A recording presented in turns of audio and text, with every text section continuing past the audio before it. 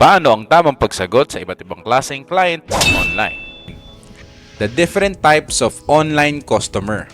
May mga uninformed, hindi alam yung binebentang produkto mo kasi bago pa sa market. If naka-encounter kayo ng, uy, ano yung ads mo na yan? Sabihin, para saan po yung product na to? Hindi ibig sabihin nun na hindi sila yung market mo. Ito po yung nakikita ko na hindi na pa-practice ng marami sa atin. Halimbawa po, may nag-inquire, para saan po itong Garcinia? Ano po ito? Pang pa good health, pang pa improves your digestion, nakakatulong din po ito para mag-slim down kayo kasi sinusuppress yung satiety nyo, yung appetite nyo, feeling nyo po busog kayo. Payat yung customer. Hindi na ipa-follow up. Wala nang ibang gagawin. Dahil uninformed siya, yung the fact na nag-message siya, it's either may pera yan, concern yan sa health niya. So hanapin nyo dun sa stock nyo.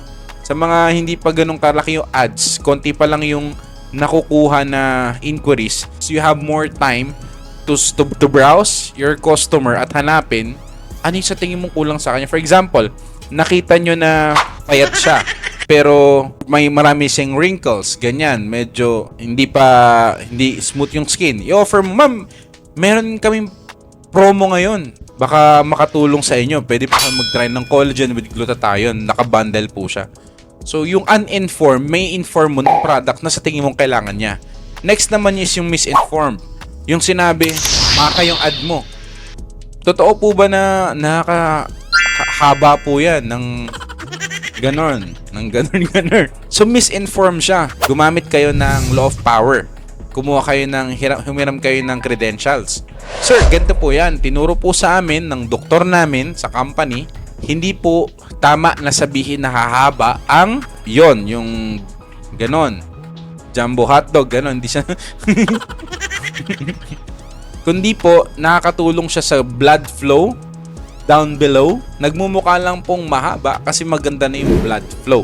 At hindi po namin mapapromise yung extension, kundi yung performance po yung kayang ibigay ni Maca because it improves blood flow po. Yan. Ibig sabihin, i-correct mo siya at matutuwa pa siya kasi tayo po, kapag magaling yung kausap natin, excellent. Lagi po kasi binabayaran sa market ang isang excellent na service, excellent na performer, lalo na excellent na seller. Kapag ganun po yung treat natin sa mga misinformed na tao, ay mapapabili natin siya. And lastly, yung favorite natin is yung mga informed na mga tao. Alam na nila. Kaya lang po, ang problema minsan, kapag bumili sa inyo, okay na yon. Hindi po. Doon pa lang nagsisimula kapag bumili sila.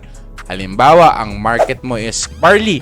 Ma'am, okay na yung barley. Yan, maganda po sa katawan. Ma'am, baka gusto nyo itry yung collagen natin para at least maganda kayo inside, maganda rin po kayo outside. Huwag kayong pumigil na mag-suggest. Pero mamaya tuturuan ko kayo ng technique kung kailan dapat mag-upsell, cross-sell, downsell. Are we good? Yan.